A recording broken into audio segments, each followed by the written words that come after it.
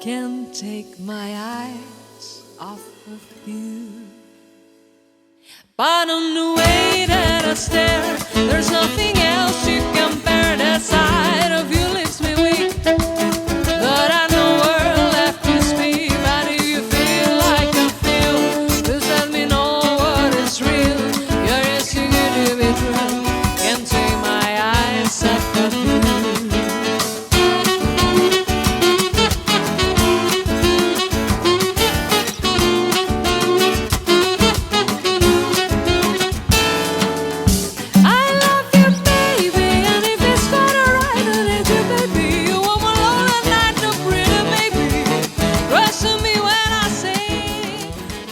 Hola amigas y amigos de este canal llamado Entelequia. Como ya sabéis, yo soy Xavi Alcácer y bueno, aquí hablamos de temas relacionados pues con la música, el crecimiento personal, la maternidad, la ansiedad y bueno, deciros antes de ya desvelar quién es el invitado o la invitada de hoy. Deciros que si os gusta el contenido de este canal, pues podéis activar la campanita de notificación para que os vayan llegando pues cuando vamos a ir subiendo más vídeos. Y también pues que os invito a que le deis un like a los vídeos que más os gusten y también que nos dejéis el feedback de lo que os va apareciendo y si queréis que vayamos a ir subiendo un contenido que os vaya interesando. Entonces, ya os desvelo quién es el invitado. Él es Jordi Jauset, es un divulgador científico que habla sobre todo y trata temas relacionados con la música y la neurociencia. Es un tema apasionante, él es una persona que realmente inspira porque se nota la pasión que tiene por lo que explica. Y bueno, él también ha escrito múltiples libros, por ejemplo, La música distrae, Neuromúsica y Educación, pero ¿qué le hace la música a mi cerebro?, etcétera. Podéis encontrarlos, yo os dejaré por aquí en la cajita de información toda su información para que lo podáis buscar porque realmente es muy inspirador y es muy interesante todo el trabajo que está desarrollando. Sin más, vamos a pasar a conocer a Jordi también. Muy bien. Pues nada, Jordi, en primer lugar te quiero dar las gracias infinitas porque aunque nos ha costado vernos al final, pero bueno, de verdad, gracias por pasarte por aquí y por acceder a compartir este rato con todo lo que tú sabes y todo lo que tienes que aportar. Bueno, a ti por invitarme, es un placer para mí. Muchísimas gracias. Y en primer lugar, lo que siempre pregunto, la pregunta a la que siempre persigo, ¿no?, es el tema de la vocación. ¿De dónde te viene la vocación por la música? Pues mira, tuve la suerte de que nací en una familia musical. Mi bisabuelo tocaba el saxofón, no, perdón, el acordeón, no lo conocía él. Mi abuelo tocaba el saxofón en una banda municipal. Mi padre era pianista. Somos 6 hermanos y bueno, pues de alguna forma obligados, porque empezamos todos a los 4 años más o menos. Recuerdo que mi abuelo nos enseñaba el solfeo, esas figuritas que había con las líneas adicionales. Luego mi padre empezó con el piano y posteriormente, bueno, los 6 hermanos hicimos la carrera de piano y paralelamente constituimos un grupo musical de acordeón con el cual viajamos por Europa y ganamos premios europeos muy importantes. Wow. Entonces, fuera de España coincidíamos con orquestas de acordeones vascas del País Vasco, porque te estoy hablando de los años 60 y pocos y era un poco raro ver un grupo de niños tocando música clásica, por ejemplo, un acordeón, ¿no? Entonces yo he vivido y mis hermanos y yo hemos vivido la música de una forma muy intensa, pues 10, 12 años. Cuando empezamos en la universidad ya no había tiempo para hacer tantas cosas. Claro. Cada hermano, más o menos según su afición, pues ha intentado conservarlo. Yo sí que recuerdo que me hice una promesa a mí mismo y era que cuando pudiera volvería a la música. No sabía cuándo, porque claro, después de la universidad estudié telecomunicaciones, que me quitó todas las horas del mundo. Vino a formar una familia, vino el trabajo y es imposible compaginar. Pero bueno, yo iba dando clases de música en algún conservatorio, iba haciendo alguna pequeña composición cuando se me ocurría, pero de forma muy eventual. Pero pensaba, mira, cuando me jubile seguro que tengo tiempo. Ha sido un poquito antes de jubilarme, por suerte, y además he regresado a la música por un camino que nunca me esperaba, que es la investigación. Wow. Entonces, de alguna forma, cogiendo herramientas de mi formación como ingeniero, hice un máster en neurociencia para poder explicarme determinadas cosas. Y el tema musical, que lo viví como intérprete durante muchos años, pues intento conjugarlo todo y explicar mis vivencias y científicamente hasta donde se puede explicar. Y Jordi, ¿cómo llega a ti la neurociencia? ¿Cómo se te ocurre unir las dos cosas? Porque me parece interesantísimo saber cómo tiendes el puente. Pues mira, por curiosidad, y por una curiosidad que no tiene que ver nada con la música. Hace unos 20 años me aficioné a salir a correr. Tenía un poquito de peso y quería, bueno, reducirlo y empecé a salir a correr. Y comencé a observar que cuando salía con música, bueno, experimentaba cosas muy curiosas a nivel mental, emocional, físico, y siempre pensaba, ¿por qué me ocurre esto corriendo y escuchando música? ¿Qué experimentaba? Bueno, si tenía algún problema laboral o algún problema familiar emocional, volvía nuevo. Sabía cómo afrontar la situación, bueno, como si hubiera ido a una sesión de terapia intensiva. El cansancio, pues curiosamente cada día podía alargar, cansándome menos, y lo que más me fascinaba y me fascina aún es la creatividad. Es el fluir de ideas que tienes cuando estás ejercitando movimiento y escuchando música. Y claro, pensaba, ¿esto es magia o qué ocurre aquí? Entonces quise encontrar respuestas a todo esto.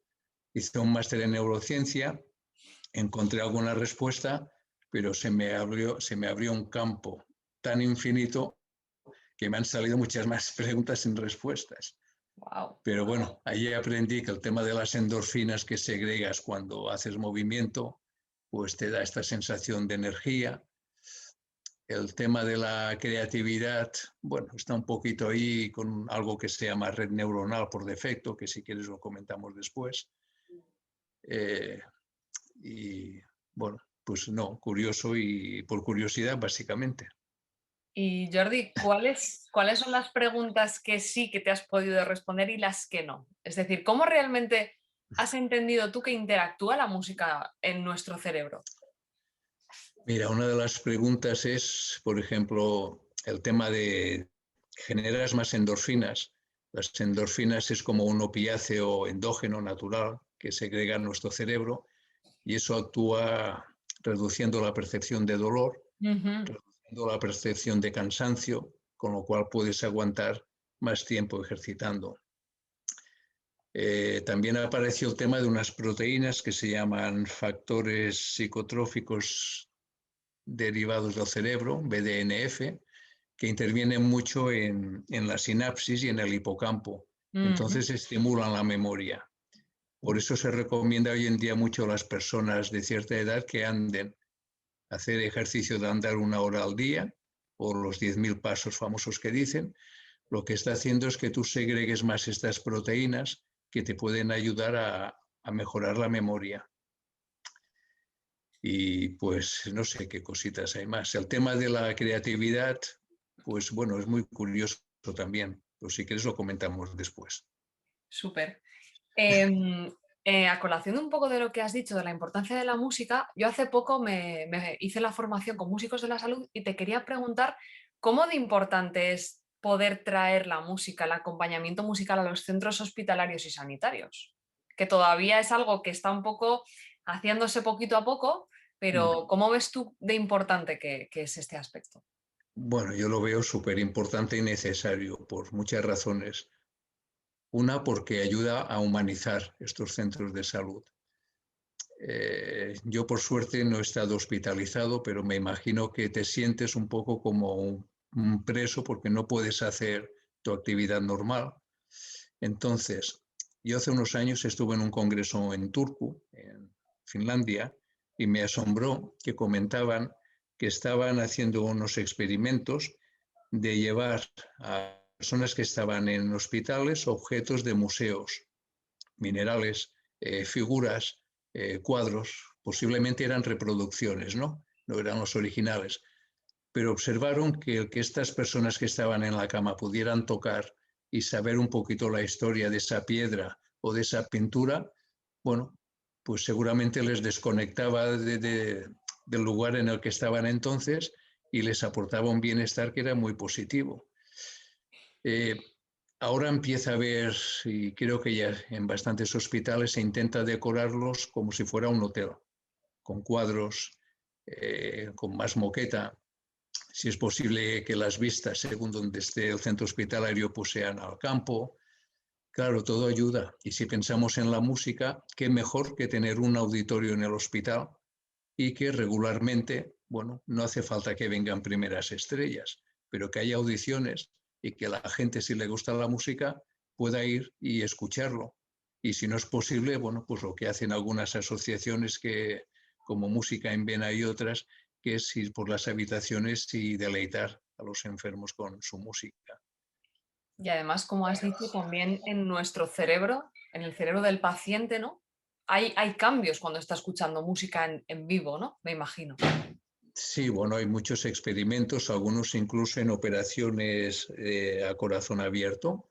Se ha observado que el escuchar música clásica, bueno, relaja y la persona necesita también menos medicación cuando se despierta. Pensemos que el sistema auditivo está siempre activo, incluso bajo anestesia. Entonces, bueno, hay informaciones que en principio son de tipo vibratorio, energía vibracional, pero que nuestro sistema auditivo lo transforma en potenciales de acción. Eso va por una serie de vías nerviosas y algunas a lo mejor no sabemos qué hace, pero bueno, lo que se sabe es que es positivo. Wow.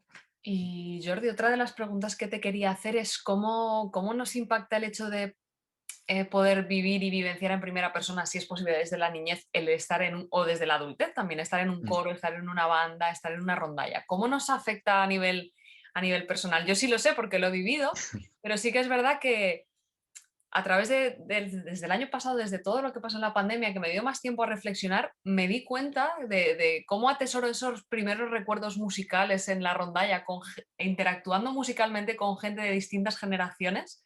Y lo bueno, ¿no? Lo que aportaba la música era que todas esas barreras se suplen porque por encima de todo está el compartir musical, ¿no? Entonces, Sí, sí, a quería ver, preguntarte cómo nos afecta. hay muchos efectos positivos, siempre hablando desde el punto de vista de que no es nada obligatorio ni forzado para esa persona, Ujú. porque entonces lo negativo puede superar a lo positivo, ¿no? Ujú. Yo siempre creo que hay dos caminos. Uno, el de músico profesional, que es muy duro, y la persona tiene que ser totalmente autónoma para escoger ese camino. Y otro, que es una educación musical amplia, que creo que tendría que ser obligatoria de los 3, 4 años a los 12, donde no solamente se trata de aprender un instrumento, sino de compartir, de crear, de socializar y de muchas cosas, ¿no? Entonces, ¿qué se observa cuando una persona hace música con otros compañeros? Bueno, estás trabajando la autoestima tuya, la confianza, estás trabajando la disciplina, la constancia, el respeto, porque si yo no sé muy bien mi papel voy a fastidiar al grupo. O sea, son una serie de valores que sin darte cuenta trabajas. ¿Qué más se ha comprobado? Pues que se genera mayores niveles de oxitocina. Oxitocina es una neurohormona que, bueno, interviene, pues, por ejemplo, cuando te dan un masaje, cuando das un abrazo, durante el parto, cuando se amamanta al bebé. E incluso si tú tienes una mascota, un perrito, y lo coges y le miras a los ojos, en esos instantes estáis generando oxitocina los dos, ¿no? Eso te aporta bienestar, te aporta una sensación de generosidad, de compañerismo, de ser colegas, no sé, ese buen rollo que normalmente se da entre los grupos corales o los músicos, ¿no? Cuando tocan conjuntamente. Todo esto al margen de pasártelo bien. Exacto. O sea que hay muchísimos valores añadidos y sin tener en cuenta los cambios que realmente se producen en el cerebro Ujú. a nivel estructural y funcional. Cuando hay un aprendizaje musical más o menos regular de unos años, hay áreas del cerebro que aumentan de volumen. se crea más materia gris y más materia blanca. Entonces, si las autopistas por donde va el coche o los caminos son mejores, están mejor asfaltados, los impulsos nerviosos van a circular mejor. ¿Qué ocurre? Pues que se detecta y se ha comprobado que la velocidad de proceso nerviosa puede ser mayor en un músico, porque hay un intercambio más fluido y rápido entre los dos hemisferios. Puede afectar a temas de memoria. Un músico está habituado a leer partituras y a memorizar. Tu sentido auditivo es más sensible y sobre todo se está observando últimamente que puede haber más facilidades en cuanto a adquirir un segundo idioma. Es decir, música y lenguaje van muy unidos. En el fondo, música es vibración, lenguaje es vibración, son fonemas, son estructuras que tienen amplitud, unas frecuencias, y las áreas que decodifican estos son prácticamente las mismas. Entonces, trabajando una, estás potenciando la otra. Y esta asociación que hoy en día empieza a ser causal entre temas de aprendizaje musical y lenguaje es muy importante porque puede facilitar mucho, por ejemplo, a los niños que haya menos problemas de dislexia, entre otras cosas. Wow. Jordi, ¿tú dirías que en rasgos generales la música nos hace ser mejores humanos o más humanos? A ver, yo diría que hay muchas cosas que nos pueden hacer ser mejores humanos o más humanos. La música, evidentemente, es una de ellas, pero tampoco es algo exclusivo, ¿no? La música, bueno, nos aporta un sentido de la belleza, de sensibilidad, nos cohesiona muchísimo. Es quizás una de las propiedades más fuertes de la música, ¿no? Hay antropólogos que cuentan que ya nuestros ancestros, los neandertales, por las noches se reunían en hogueras y cantaban y bailaban con el fin de cohesionarse y sentirse de alguna forma preparados para afrontar todos los peligros que tenían día a día en esas épocas.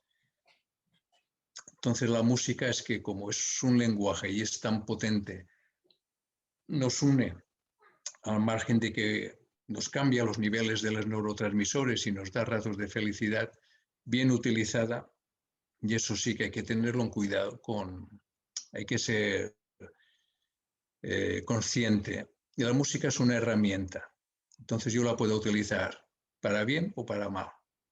Yo a veces lo comparo con un teléfono móvil. Un teléfono móvil, si me voy por la montaña y me caigo, pues bueno, si tengo cobertura, puedo avisar y que me vienen a rescatar, ¿no?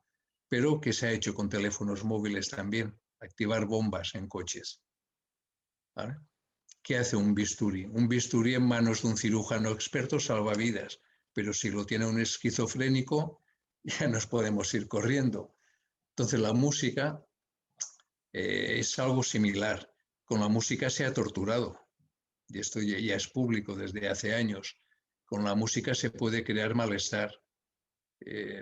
Yo a veces pensando en el tema de que si la música nos hace mejores seres humanos, siempre me viene a la mente el tema del nazismo y pensar, nos han vendido muchas veces en documentales el gran amor que sentían por la música.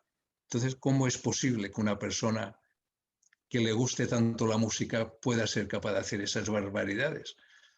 Claro, ¿qué ocurrió allí? Hitler era un enamorado de Wagner. Wagner tenía ideas antisemitas. Entonces, como sabían que la música manipula a las masas, de alguna forma intentaron asociar ese tipo de composiciones y de óperas, bueno, con un símbolo de poder. Y es una forma nefasta, ¿no?, de utilizar la música. Ahora, beneficios, ¿qué podemos hacer con la música? Mejorar la calidad de vida. A una persona con demencias le cantas o le tocas una canción de su infancia y verás cómo le cambia la cara, cómo canta y por unos segundos va a ser feliz. Puedes mejorar funciones cognitivas de los niños. Entonces, bueno, pues cojamos todas estas cosas positivas de la música. Y en relación a lo que has comentado un poco del tema de cómo asociaron un cierto la música con digamos, es un condicionamiento clásico al fin y al cabo, Sí, ¿no? sí. Te quería preguntar, porque esto no estaba, pero he visto que también has escrito mucho sobre marketing y demás. ¿Cómo nos afecta cuando vamos, o por qué es tan importante, por qué las marcas saben que es tan importante meter una cuña musical o hacer... Me imagino que es por todo lo que me has comentado, que al final la audición está siempre conectada, es un sentido que siempre está conectado, ¿no? Pero ¿cómo nos manipulan un poco también a través de eso? Sí, a ver, seguro que si yo ahora te pusiera unas sintonías de anuncios, por la música dirías Colacao o Turrón Suchar o el anuncio de la lotería de Navidad.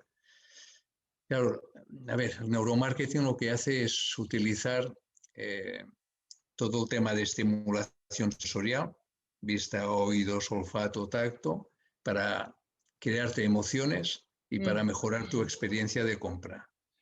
Si tú entras en un lugar, te tratan bien, ves buena iluminación, escuchas música, mira, pues es la de mi época, esta me gusta. En fin, todo esto facilita que tú estés bien y si llevas la visa o llevas dinero en el bolsillo y hay cosas de las que te gustarían, es más probable de que caigas, ¿no? Es en parte como un condicionamiento, sí, es una manipulación, entre comillas, porque afectan a tus emociones y a tu estado de bienestar. ¿Con qué objetivo? Pues con que consumas. Totalmente. A veces, por ejemplo, en supermercados, a últimas horas de la tarde, cuando asisten las personas que, bueno, salen del trabajo y ya están cansadas, nunca verás música lenta ni de relax. Verás música de ritmo o de tempo rápido. ¿Por qué? Bueno, pues porque se necesita de alguna forma energizar, que la gente vaya rápido, que se muevan al ritmo más o menos de lo que están escuchando. Y son cosas que no somos conscientes en esos momentos, pero nos afectan.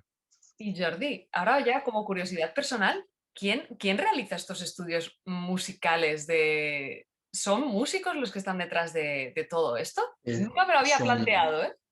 son multidisciplinares. Aquí pues hay ingenieros, hay físicos, puede haber médicos, psicólogos y músicos. Sí. A ver, por un tema está la materia prima que es la música, hay que Ujú. conocer qué es la música, cómo actúa, sus parámetros, y luego está todo el tema pues, de neurociencia, ¿no? De psicología y de medir con qué equipos podemos medir esto, la resistividad de la piel. Sabemos que nuestra resistividad cambia cuando nos emocionamos y bueno, hay una serie de parámetros y de equipos hoy en día para medir todos estos cambios emocionales. Y Jordi, si tuviéramos que elaborar un tándem para la mejora del crecimiento personal, ¿la música y la psicoterapia sería un buen tándem? Bueno, música es una herramienta, como te comentaba antes, entonces se utiliza en psicoterapia, claro. ¿Por qué? Porque afecta a las emociones y al final eso afectará a tu conducta. Puedo disminuir la ansiedad o el estrés con la música, eh, bueno, me puede ayudar a relajarme, la puedo utilizar como asociación. Claro, todo eso son, digamos, objetivos terapéuticos. Y en el caso de la composición, lo he ido experimentando porque a través de la pandemia sí que es verdad que he ido superando una serie de barreras, ¿no? A veces uno siempre tiene el síndrome del impostor de nunca compondré algo cuando ya sepa todo esto, ¿no? Y a veces nos cuesta un poco, a mí en mi caso, ¿no? Romper esa barrera de probar. Entonces sí que es verdad que yo desde que he empezado a poner en orden ideas musicales o he empezado a crear, yo noto que a nivel estructural hay algo que ha cambiado, el darle ese espacio a la composición. Y quería preguntarte, porque me resulta muy interesante saber cómo la composición, tanto a nivel profesional como no profesional, nos ayuda a nivel personal, porque yo sí que lo he experimentado. A ver, la composición es una forma creativa. Entonces nos movemos en un terreno que es poco seguro, que no está habituado a componer. Y siempre tienes miedo de, no sé, de no hacer las cosas como están de alguna forma estipulado. Y de hecho hay que romper con esto, ¿no? Porque entonces vas a adquirir más confianza.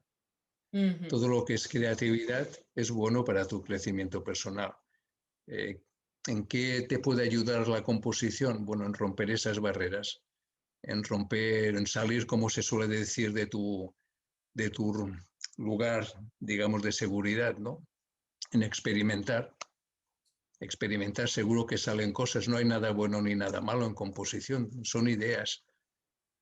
Yo, Entonces yo creo que es importante. La creatividad y la composición se utiliza, por ejemplo, como psicoterapia en tratamientos con personas que han tenido adicción a las drogas, a través, por ejemplo, de círculos de percusión con tambores o con distintos instrumentos. Y bueno, es una de las terapias que he visto que se utiliza con ellos, ¿no? Para, no sé, para darles más seguridad en el fondo. Jordi, tú si pusieras una nueva asignatura en los conservatorios de música, sería la neurociencia, sería la vinculación de todo esto tan importante y sobre todo lo que has dicho algo que ha sido una clave que a mí me ha ido persiguiendo de alguna manera en toda mi formación musical. Esto está bien, esto está mal, ¿no? O cuando empiezas a estudiar armonía clásica, no puedes hacer quintas seguidas, es como toda una serie de cosas prohibidas que digamos Sí, sí. que a veces te asustan, ¿no? Y dices, wow, no voy a hacer nada porque igual lo que haga va a estar mal, ¿no? ¿Por qué necesitamos saber todo esto y romper ciertas barreras? Igual es una cuestión de educación, de currículum, de qué podemos A hacer. ver, sí, yo creo que en los conservatorios, evidentemente, una asignatura de música y neurociencia o interacción música-cerebro tendría que existir, a un nivel, si tú quieres, básico, ¿no? Pero para saber cómo me estoy afectando yo, cómo puedo afectar a los demás cuando hago música. La Ujú. música no es únicamente para dar un concierto y deleitar a una audiencia porque tengo mucho virtuosismo. Es que yo puedo hacer mucho más con la música, aunque no tenga ese virtuosismo. Hoy en día hay muchos músicos profesionales que terminan la carrera y hacen un máster de musicoterapia y entonces combinan dar conciertos con mejorar la calidad de vida de las personas. Es decir, que hay algo más que no simplemente ser un virtuoso en la música. Y yo tengo también recuerdo que cuando yo estudié piano hace pues casi medio siglo, muchos años, estaba prohibido expresar emociones y la postura en el piano era totalmente rígida. Recuerdo que me ponían una moneda encima de la mano para mover los dedos con mucha técnica, pero esa moneda no podía caerse. O sea, eran cosas absurdas porque hoy en día yo he comprobado la misma obra, tocarla así rígido, con mucha técnica, o tocarla a nivel emocional, dándole expresividad, y es que es totalmente distinto, vamos, y llega de forma distinta. Puede ser una cuestión de contexto social, incluso el hecho de la educación que había hace unos años, ¿no? Estaba enfocada a crear personas sin evocar emociones, sin, digamos, crear personas, no sé cómo decir, que no sientan ni Ro padezcan, ¿no? Por decirlo de alguna manera. sí, En ese sí, sentido, ¿tú crees que hemos evolucionado o vamos hacia lo mismo de antes? no, no. Las emociones ahora existen desde hace unos años. Sí. O sea, se le está empezando a dar mucha importancia, incluso hay centros educativos donde ya se intenta que los niños y los jóvenes empiecen a gestionar las emociones, ¿no? A sentirlas y a gestionarlas. Las emociones son el motor de nuestros actos conductuales. Entonces es importantísimo, es muy importante gestionarlas y la música es una de ellas, porque yo si un día estoy muy nervioso y toco un instrumento, pues en vez de desfogarme con otra persona, me pongo a tocar y allí sale todo y ya está, ¿no? O sea que otra de las ventajas de ser músico es que gestionas mejor tus emociones.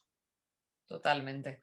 Pues Jordi, voy a cerrar aquí. Te estaría preguntando cosas muchísimo tiempo, pero bueno, realmente me ha encantado, digamos, aglutinar todo tu saber en este pequeño espacio, porque sí que inspiras muchísimo cómo transmites, cómo divulgas todo lo que has ido aprendiendo. También dejaré por aquí en la caja de información dónde pueden encontrar tus libros, que no sé cuál es el último que has escrito, no sé si es el Cerebro y Música o No, pero ¿qué le hace la música a mi cerebro? qué le hace la música a mi cerebro. Sí.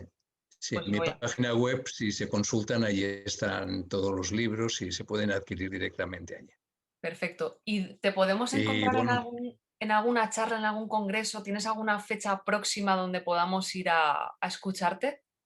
Pues mira, el día 12 de junio en Altafulla, en Tarragona, un pueblecito que está a 10 kilómetros, sí voy a dar una especie de seminario de música y salud. El sábado día 12, está anunciado en mi página web. Y nos podemos apuntar a través de la web, me imagino. Sí, sí. Perfecto. Y bueno, que yo aprendo cada día, es decir, que este conocimiento es infinito. Totalmente. Eso a veces es muy bueno porque tener la mente abierta de que cada vez tenemos que ir aprendiendo, pero alguna vez es como Sí, angustioso, ¿no? Decir, "Buah, ¿cuánto me queda por sí, saber?", sí, ¿no? Es como un sí, pozo pero sin sí. fondo. Y a veces digo que, bueno, hay que regresar aquí varias vidas porque no acabas de hacer lo que te gusta ni todo lo que tienes pendiente. Totalmente. Pero bueno, Jordi, yo de verdad eres una inspiración en todo este campo, un referente, y te doy las gracias por haber compartido este rato. Y espero que nos podamos ver pronto, nos podamos ver en algún sitio y poder compartir todo tu saber y toda tu trayectoria. Así que de verdad, Muy muchísimas bien. gracias. Gracias a ti por esta oportunidad de divulgación. Muy bien, Hasta Jordi. la próxima. Baby, and if it's gonna ride, then it's